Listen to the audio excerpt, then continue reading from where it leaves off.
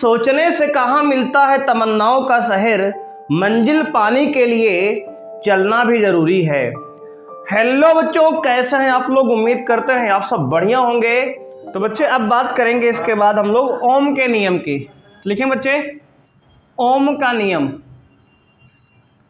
ओम का नियम डालेंगे आप, ओम्स लॉ। ओम्स लॉ बच्चे यहाँ से न्यूमेरिकल बनेगा, सवाल भी आएगा और ये इंपॉर्टेंट भी है। क्या है? ओम का नियम। बच्चे होता क्या है, तो कहते हैं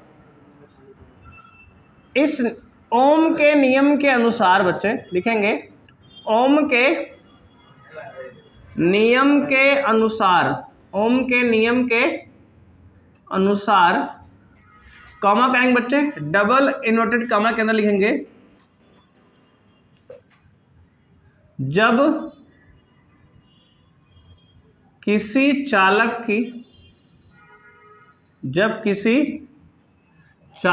की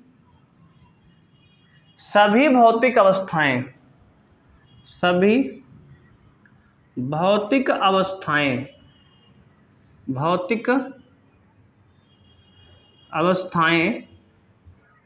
ब्रैकेट जैसे ताप एवं दाब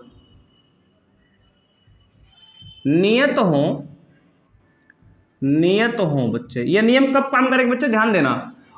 ओम के नियम के अनुसार जब किसी चालक की सभी भौतिक अवस्थाएं जैसे ताप एवं दाब नियत हो, तब चालक के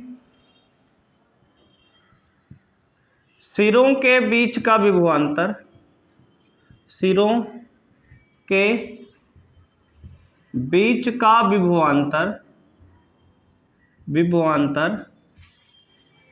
चालक के सिरों के बीच का विभवांतर उसमें प्रवाहित होने वाली धारा के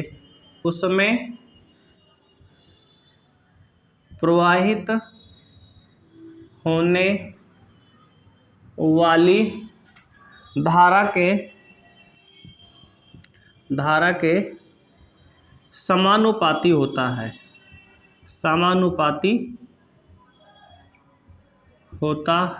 बात समझिए बच्चे। देखो हमने क्या बताया बच्चे, याद रखेंगे। ओम के नियम के अनुसार जब किसी चालक की सभी भौतिक अवस्थाएं जैसे ताप एवं दाब नियत है, मतलब ये तब काम करेगा नियम जब ताप और दाब, चालक माने तार की, कंडक्टर की जिसमें धारा प्रवाहित हो रही है, उसका नियत है, ताप और दाब नहीं परिवर्तित हो रहा, तब काम करेगा। कंडीशन भी है इस पे, बात समझोगे नहीं आप? तो जब किसी चालक की सभी भौतिक अवस्थाएं यानी ताप और दाब नियत हो, तब उस समय चालक के सिरों के बीच का विभवांतर, मतलब तार के सिरों के बीच का जो विभवांतर है, उसमें प्रवाहित होने वाली धारा के समानुपाती होता है। समानुपाती बोलो या अनुक्रमानुपाती बोलो, बात वही है। अब देखो बच्चे, परेशान मत होना। अगर कहीं किताब में लिखा हो किसी चालक के सिरों के बीच प्रवाहित होने वाली धारा उसके विभवांतर के समानुपाती होती है, तब भी सही है। देखो इसको हम यहां लिख दे, देखो धारा को यहां लिख दे विभवांतर जगह और विभवांतर को धारा की जगह लिख दे, तब भी वही बात है।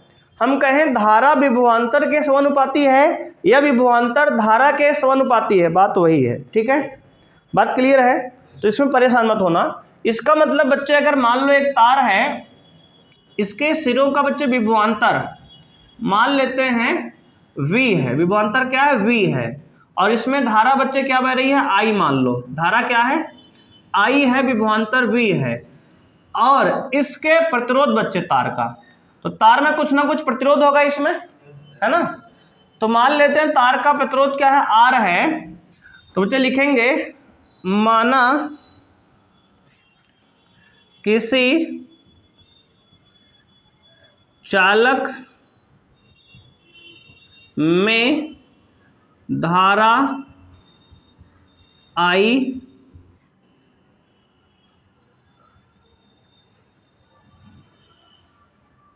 प्रवाहित हो रही है।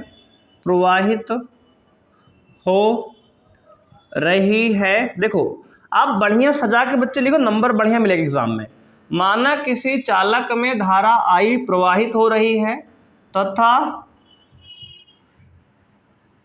विभवांतर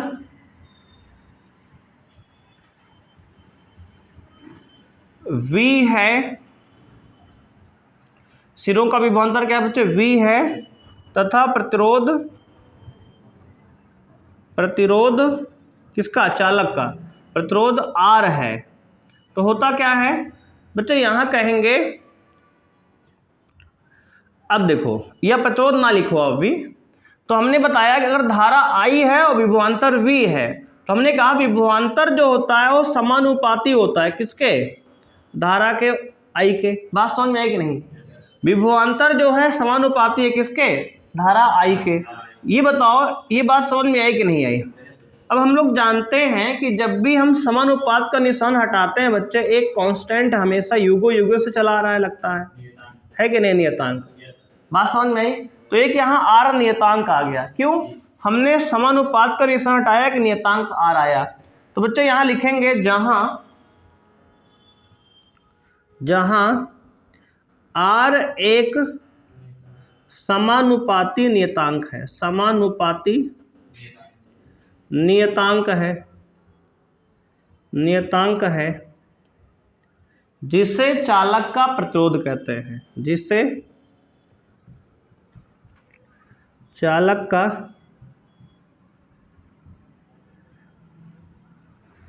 प्रतिरोध कहते हैं। बात समझ रहे हो? तो बच्चे R क्या है, एक समानुपाती नियतांक है जिसे क्या कहते हैं, चालक का प्रतिरोध कहते हैं। बोलो यहां तक कोई समस्या हुई? अब बच्चे अगर इसको मैं ऐसे लिख दें, V बराबर RI लिखे या IR लिख दें, कोई दिक्कत है नहीं? तो यहां से यही ओम के नियम का बच्चे फार्मूला बन गया, इसको आप याद रखना है, V बराबर IR। क्या है, V बराबर IR। V क्या है, विभवांतर है, I क्या है, धारा है, R क्या है, प्रतिरोध है। प्रतिरोध बच्चे क्या है, तो कहोगे चालक का गुण है, ठीक है ना? यहां तक लिख लो। अगर कोई समस्या यहां तक है बताओ आप पहले। तो हमने कहा ओम का नियम क्या है, जब किसी चालक की सभी भौतिक अवस्थाएं यानी ताप एवं दाब नियत हो, तब चालक के सिरों के बीच का विभवांतर उसमें प्रवाहित होने वाली धारा के समानुपाती होता है बच्चे। माना किसी चालक के धारा I है और उसका विभवांतर V है, तो V समानुपाती क्या होता है, I होता है। समानुपात का निशान जब भी हटाएंगे एक समानुपाती नियतांक आएगा R, और यहाँ पे R क्या है, चालक का प्रतिरोध कहते हैं, चालक का प्रतिरोध है बच्चे, और R क्या है, समानुपाती नियतांक ही है। ठीक है, बात क्लियर है? इसको नोट कर लो बच्चे, यही क्या है, ओम का नियम है। बात समझ में आ गई? तो ओम का नियम में, अच्छा इसका डायग्राम बच्चे, एक ग्राफ पूछता है आपसे, V वर्सेस I का ग्राफ, ठीक है? बात समझ रहे हो? तो बच्चे इसको नोट कर लो, पहले बनाए डायग्राम फिर। अब बच्चे हम लोग बनाएंगे ग्राफ, किसका डालेंगे हेडिंग आप, ग्राफ पोटेंशियल वर्सेस किसका, धारा का। तो बच्चे ग्राफ बनाएंगे विभवांतर और धारा का। तो बच्चे ये रहा हमारा एक्स एक्सिस पे हमने धारा दिखा दी है और वाई एक्सिस पे हमने विभवांतर दिखा दिया है। आप दोनों को पलट भी सकते हो, कोई दिक्कत नहीं कि कहीं क्या बनेगा, चाहे जहां जो बना दो, आपको ग्राफ केवल बनाना है बच्चे। ध्यान से देखो करना क्या है इसमें, ये हमारा हो गया बच्चे, और ये जो है विभवांतर हो गया, और ये क्या हो गया, कहोगे ये धारा है और ये विभवांतर है। बच्चे अगर ध्यान दें इस पे हम, तो इसका जो ग्राफ होता है ऐसे बनता है सीधे बिल्कुल। क्यों? क्योंकि यहाँ पे बच्चे धारा और विभवांतर क्या है, अनुक्रमानुपाती है, समानुपाती है। बात समझ रहे हो? तो इसका ग्राफ बिल्कुल सीधा बच्चे ऐसे बनेगा। बात समझ रहे हो? ऐसे, यानी V क्या है, समानुपाती है I के, धारा के। बात समझ रहे हो? V क्या है, समानुपाती है धारा के I के। क्लियर है यहाँ तक? कोई समस्या हुई नहीं बच्चे? I वर्सेस V यानी V वर्सेस I का ग्राफ है ये। अब देखो I आप यहाँ भी दिखा सकते हो y एक्सिस पे, और V को यहाँ दिखा सकते हो, दोनों ग्राफ ऐसे ही बनेंगे बच्चे, ठीक है, इसका दोनों सही है। अब देखो, अब इसमें बच्चे ओमीय परिपथ, देखो ओम का नियम जो है, परिपथ यहाँ पे दो प्रकार के होते हैं। एक ऐसे परिपथ जो ओम के नियम को पालन करते हैं, मतलब धारा बढ़ाने विभवांतर बढ़ता है या विभवांतर बढ़ाने पर धारा बढ़ती है, उसे कहते हैं ओमीय परिपथ। और एक कुछ ऐसे परिपथ होते हैं जो ओम के नियम का पालन नहीं करते, उसे कहते हैं अनओमीय परिपथ। बात समझ आई? तो परिपथ बच्चे दो प्रकार के होते हैं, तो लिखेंगे परिपथ के प्रकार, परिपथ के प्रकार। बच्चे परिपथ के प्रकार में दो प्रकार पढ़ेंगे हम, एक होता है ओमीय परिपथ। पहला क्या है? ओमीय परिपथ। ओमीय परिपथ क्या है? तो लेकिन बच्चे ऐसे परिपथ, ऐसे परिपथ जो ओम के नियम का पालन करते हैं, ऐसे परिपथ जो ओम के नियम का पालन करते हैं ओमीय परिपथ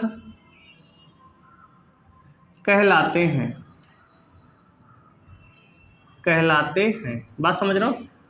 ऐसे परिपथ जो ओम के नियम का पालन करते हैं ओमीय परिपथ कहलाते हैं। बच्चे ये परिपथ का डायग्राम बनता है, बिल्कुल ओम के नियम को पालन कर रहे हैं तो इसका ग्राफ बिल्कुल ओम के नियम वाला ग्राफ ही बनेगा। देखो ऐसे सीधा V समानुपाते I के, बिल्कुल सेम ग्राफ बच्चे बन जाता है। बात समझ रहे हो? क्लियर यहां तक? अब देखो दूसरा परिपथ बच्चे है अनओमीय परिपथ। क्या होता है? अनओमीय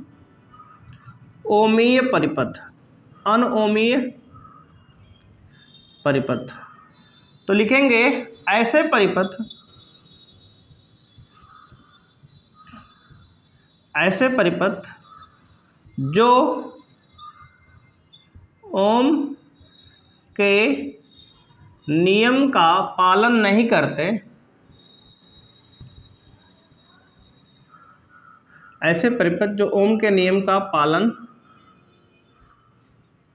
नहीं करते अनओमीय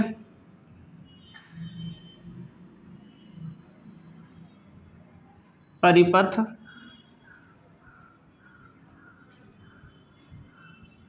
कहलाते हैं। बात समझ रहे हो? ऐसे परिपथ बच्चे जो ओम के नियम का पालन नहीं करते हैं क्या कहलाते हैं? अनओमीय परिपथ कहलाते हैं। बच्चे इसका जो ग्राफ बनता है कुछ ऐसे बनेगा, देख लो V और I वर्सेस ग्राफ। बच्चे इसका ग्राफ कुछ ऐसा होगा, देखो कैसे बना लो आप, टेढ़ा बना लो, मतलब बिल्कुल सीधा नहीं होगा बस। बात समझ रहे हो? बिल्कुल आप सीधा मत बनाना, इसको थोड़ा कर्व कर दो। बात समझ रहे हो? मतलब समानुपाती नहीं होता, बस ये थोड़ा सा टेढ़ा करके बनाना है ऐसे। तो बच्चे ये क्या होता है? अनओमीय परिपथ का ग्राफ होता है। इसको आपको याद रखना है कि ओमीय परिपथ क्या है, अनओमीय परिपथ क्या है। तो ऐसे परिपथ जो ओम के नियम का पालन करते हैं ओमीय परिपथ कहलाते हैं, और ऐसे परिपथ जो ओम के नियम का पालन नहीं करते हैं अनओमीय परिपथ कहलाते हैं। दोनों का ग्राफ आपको याद रखना है। इसको नोट करो बच्चे, आगे बढ़ते हैं फिर। तो बच्चे पढ़ेंगे, बात करेंगे अब इसके बाद हम लोग प्रतिरोध की। तो आप डालेंगे प्रतिरोध, प्रतिरोध। प्रतिरोध क्या होता है बच्चे? लिखेंगे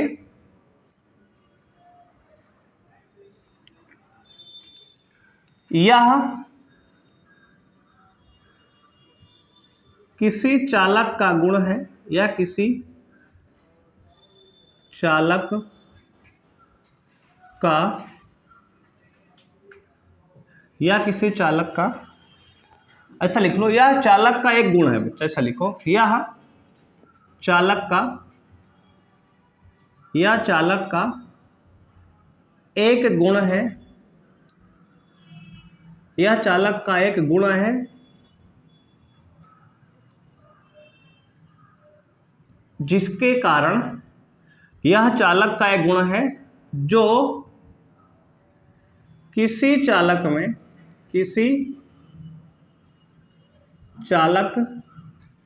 में प्रवाहित होने वाली धारा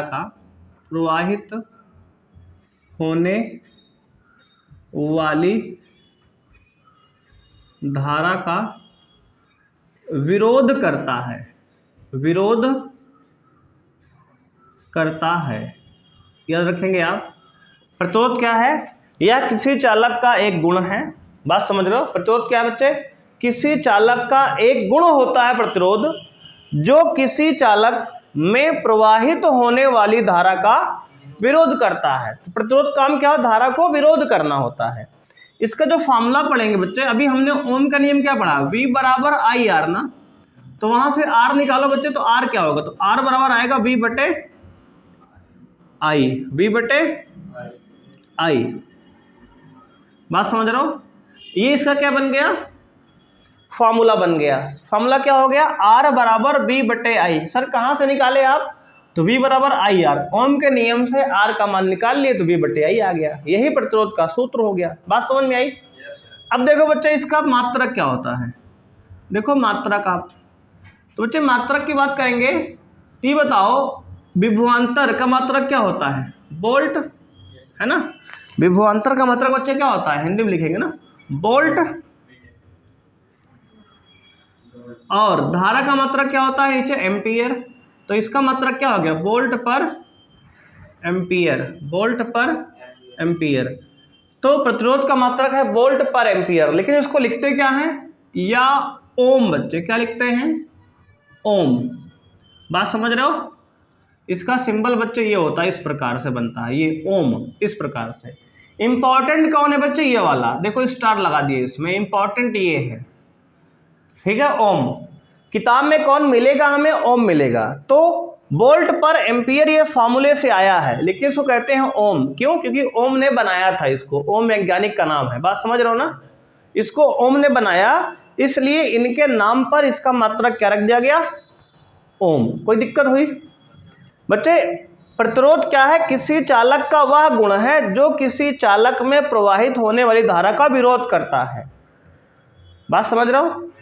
तो प्रतिरोध कुछ है नहीं, किसी चालक का गुण होता है। ये चालक की एक प्रॉपर्टी होती है जो उसमें प्रवाहित होने वाली धारा का क्या करती है? विरोध करती है। बात समझ रहे हो? प्रवाहित होने धारा का विरोध करती है, और इसका मात्रक क्या होता है? ओम होता है। क्या होता है? ओम होता है बच्चे। अगर यहां पे हम बच्चे R बराबर, देखो एक ओम की डिफिनीशन बहुत इंपॉर्टेंट है, अब ध्यान देखेंगे बच्चे। एक विभव को हम 1 वोल्ट लिख दें, विभव को 1 वोल्ट लिख दें, और धारा को 1 एम्पियर लिख दें बच्चे। कितना? 1 एम्पियर लिख दें, तो 1 ओम की परिभाषा बन जाए। कितना हो गया? ये पूरा हो गया 1 ओम बराबर क्या हो गया? 1 ओम। बात समझ रहे हो? अगर हमने विभव को 1 वोल्ट लिखा, धारा को 1 एम्पियर, तो बराबर हो गया ये 1 ओम के बराबर। किसके? प्रतिरोध हो गया 1 ओम के बराबर। तो अब इसी से हम डेफिनेशन बच्चे बनाएंगे किसकी? 1 ओम की परिभाषा। तो लिखेंगे 1 ओम की परिभाषा, बहुत इंपॉर्टेंट है 1 ओम की परिभाषा। देखो बच्चे, तो लिखेंगे जब किसी चालक में जब किसी चालक में 1 एम्पियर की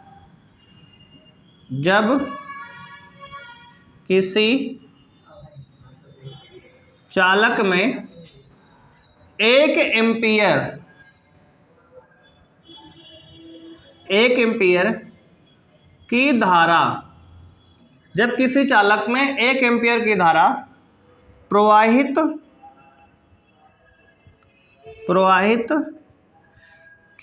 जाती है, जब किसी चालक में 1 एम्पियर की धारा प्रवाहित की जाती है, जब किसी चालक में 1 एम्पियर की धारा प्रवाहित की जाए, बच्चे से लिखो ऐसे, प्रवाहित की जाए और चालक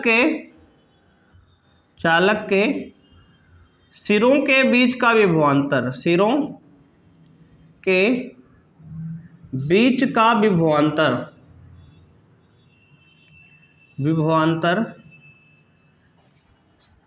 1 वोल्ट हो। ठीक है, जब किसी चालक में 1 एम्पीयर की धारा प्रवाहित की जाए और चालक के सिरों के बीच का विभवांतर 1 वोल्ट हो, तब प्रतिरोध 1 ओम कहलाता है। 1 ओम कहलाता है। बच्चे ये जो है 1 ओम की डिफिनीशन है, बिल्कुल भी इसमें जो है किताबी भाषा ज्ञान नहीं है, एकदम स्पष्ट हमने खुद से अपनी लैंग्वेज में लिखा है बच्चे। ठीक है, ऐसे आपको भी करना है। 1 ओम की परिभाषा क्या है? जब किसी चालक में 1 एम्पीयर की धारा प्रवाहित की जाए और चालक के सिरों के बीच का विभवांतर 1 वोल्ट हो जाए। देखो यहां से बनाया गया डिफिनेशन, तब जो है प्रतिरोध बच्चे कितना होगा? 1 ओम होता है। कितना होता है? 1 ओम होता है। ये हो गई इसकी परिभाषा। तो ये इंपॉर्टेंट है, इसको ध्यान रखेंगे आप अभी से। ठीक है, 1 ओम की परिभाषा। और बच्चे ओम क्या है? तो प्रतिरोध का मात्रक है। प्रतिरोध का मात्रक होता है। नोट करो यहां तक।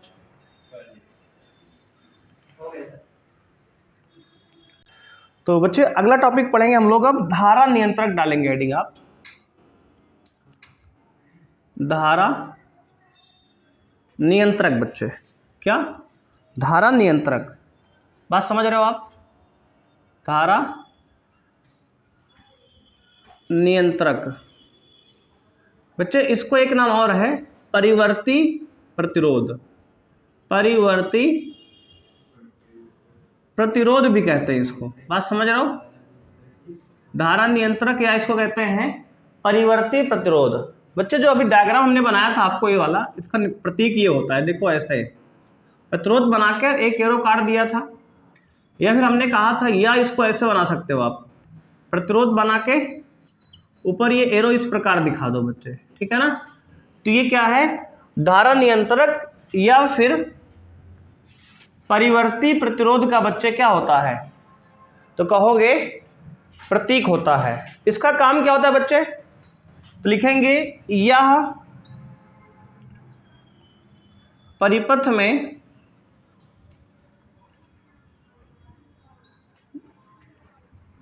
धारा को, हाँ, यह परिपथ में धारा को नियंत्रित, या परिपथ में धारा को नियंत्रित करने के लिए, यह परिपथ में धारा को नियंत्रित करने के लिए प्रयोग किया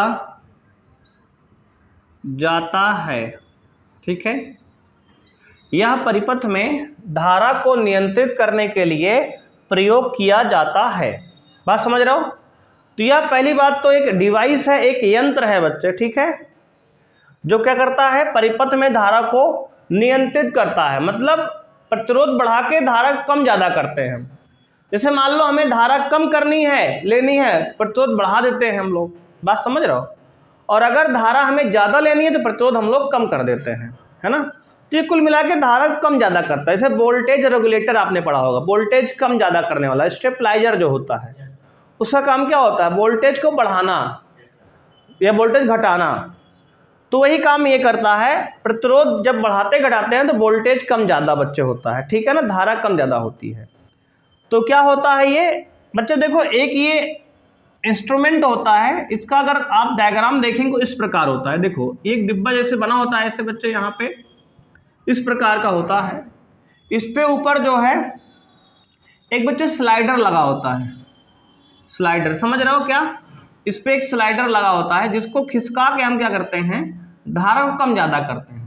धारा को कम ज़्यादा, मतलब प्रतिरोध को कम ज़्यादा करते हैं जिससे धारा कम होती है। बात समझ रहे हो? इस प्रकार का एक यंत्र होता है, ठीक है, बात समझ रहे हो? आप स्कूल में प्रैक्टिकल में देखेंगे तो एक यंत्र जो है इस प्रकार का रखा होता है, उसमें एक खिसकाने वाला होता है स्लाइडर, जिसे खिसका के प्रतिरोध के मान को कम ज़्यादा करते हैं जिससे धारा का मान बदलता है। बात समझ में आई? तो अब आप याद कर रखोगे कि धारा नियंत्रक है क्या, तो कहोगे धारा नियंत्रक एक उपकरण है जो धारा को नियंत्रित करता है, धारा को नियंत्रित मतलब घटा बढ़ा देता है। बात समझ रहे हो? ठीक है, नोट करो बच्चे यहाँ तक। तो बच्चे डालेंगे प्रतिरोध की निर्भरता, प्रतिरोध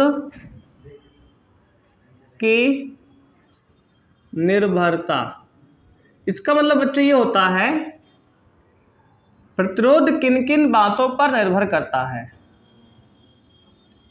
प्रतिरोध निम्न बातों पर, प्रतिरोध निम्न बातों पर निर्भर करता है, ठीक है, बात समझ रहे हो भाई? प्रतिरोध किन किन बातों पर निर्भर करता है, बात समझ रहे हो? ध्यान देना आप लोग, प्रतिरोध की निर्भरता, ठीक बच्चे, देखना डायग्राम कुछ ऐसा कुछ होगा स्पेलिंग इसकी। पहला पॉइंट है बच्चे, प्रतिरोध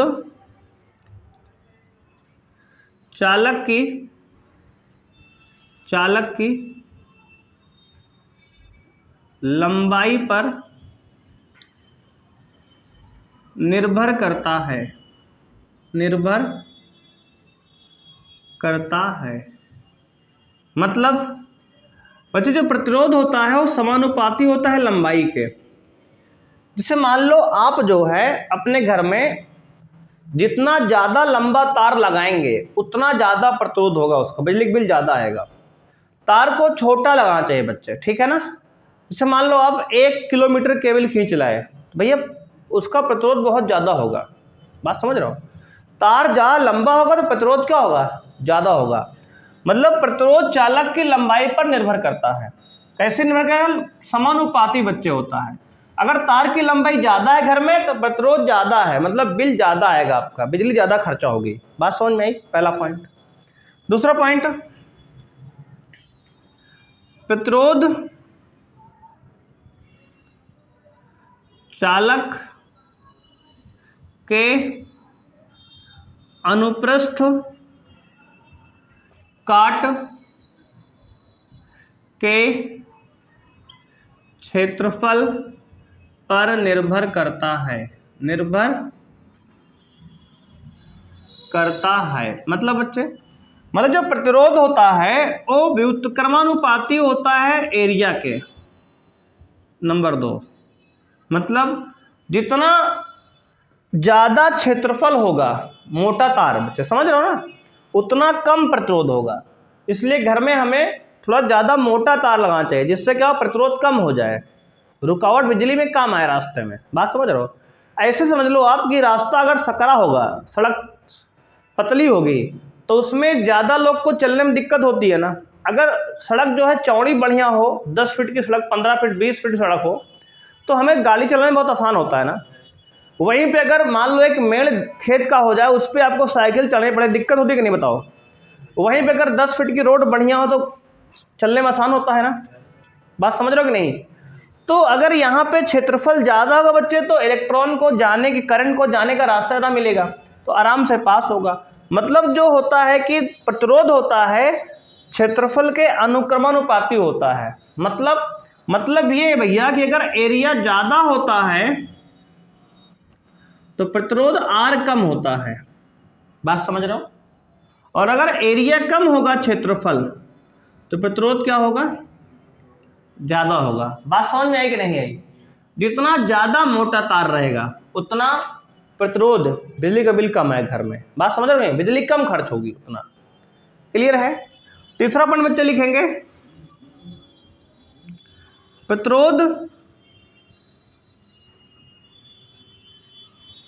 प्रतिरोध चालक के ताप व पदार्थ पर भी निर्भर करता है बच्चे। बात समझ रहे हो कि नहीं? प्रतिरोध किस पर निर्भर करेगा बच्चे? तो कहोगे सर प्रतिरोध जो होता है चालक यानी तार के ताप उसके टेम्परेचर पर निर्भर करेगा। अगर टेम्परेचर बढ़ाओगे आप तब भी प्रतिरोध बढ़ जाएगा। बात समझ रहे हो? अगर आपने बच्चे टेम्परेचर ताप को बढ़ा दिया, हिंदी में लिखते हैं ना, अगर आपने ताप को बच्चे बढ़ा दिया तो क्या होगा? उसका प्रतिरोध भी बढ़ जाएगा। बात समझ रहे हो? और पदार्थ पे निर्भर करेगा। पदार्थ यानी कि आपने किसका तार बनाया है? कॉपर का, लोहे का, है ना, सिल्वर का, चांदी का, एल्युमिनियम का, किसका तार बनाया बच्चे, है ना? तो ये पदार्थ पे भी निर्भर करता है। बात समझ रहे हो? अब देखो समीकरण 1 और 2 को मिलाएंगे तो क्या आएगा बच्चे? लिखेंगे समीकरण 1 व 2 से बात निकल के आएगी कि तो R जो होता है समानुपाती होता है L/A के। बात समझ में आया? देखो 1 और 2, ये ऊपर है, A देखो नीचे है, तो ऐसे लिख दिए, मिला दिए। तो जब यहां से समानुपाती का निशान फिर से हटाएंगे बच्चे तो R बराबर आएगा रो इंटू L/A। ये R बराबर क्या आ गया? Rho into L/A। अब रो क्या है बच्चे? तो कहेंगे रो जो है प्रतिरोधकता है। जहां रो क्या है? एक समानुपाती नियतांक है जिसे प्रतिरोधकता कहते हैं, चालक की प्रतिरोधकता कहते हैं। लिखेंगे जहां रो